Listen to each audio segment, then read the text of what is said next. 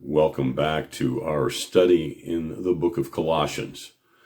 We are in chapter 2 and we've been going one verse at a time. It's one of the best ways to go through the book of Colossians because it is so connected theologically. And if we're willing to take the time to study it out, we can learn a lot and in turn apply that truth that we learn and grow to be better disciples of Jesus Christ, and also just to understand the value of our faith in a much deeper way. In our last session, we were talking in verse 9 and 10 of chapter 2, and we saw how we are made complete in him, and that he is the ruler of every authority. He's the head of all of that, and he's in charge, whether we think it's working right or not. He knows what's going on, and he has a plan that will work. And it will work, and he will be victorious. And so then we see as we go into verse 11, he makes it a little more personal with us. And let's pick up there in Colossians 2, verse 11. And in him you were also circumcised with a circumcision performed without hands, in the removal of the body of the flesh by the circumcision of Jesus Christ, having been buried with him in baptism, in which you were also raised with him through faith in the working of God, who raised him from the dead. Quite a bit here. First of all, he talks about circumcision, and he talks about it from the spiritual aspect.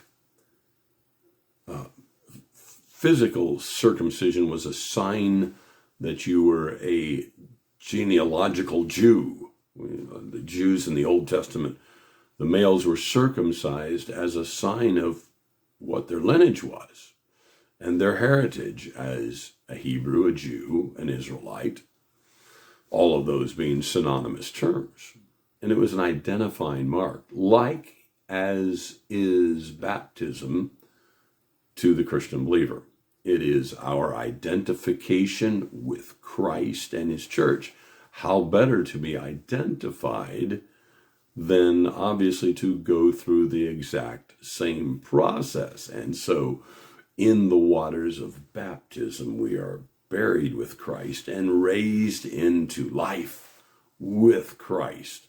And that is a spiritual transaction, even though we practice it in a physical, tangible way in the water of baptism. And that is important that we understand that there is a parallel there, but it is a spiritual identification, first of all, with Jesus Christ and then his church. And it's very important for the empowerment of us. If someone doesn't know you are identified with a particular situation, circumstance, people group, or person, they won't know that until you let them know that in some way, shape, or form. You can see it. I have my Cincinnati Reds windbreaker on. I am a fan of the Cincinnati Reds, and when I go to a Cincinnati Reds baseball game, I wear Reds paraphernalia to identify myself with that team. Now, I'm not on the team in a direct way, and I know some of the players, maybe indirectly and personal in some cases.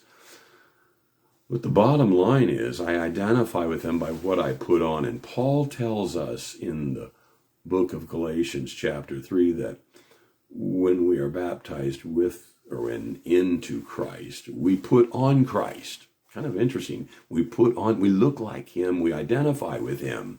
And that's exactly what he's saying here, that he removes that situation of our flesh to give us a spiritual identity with Christ.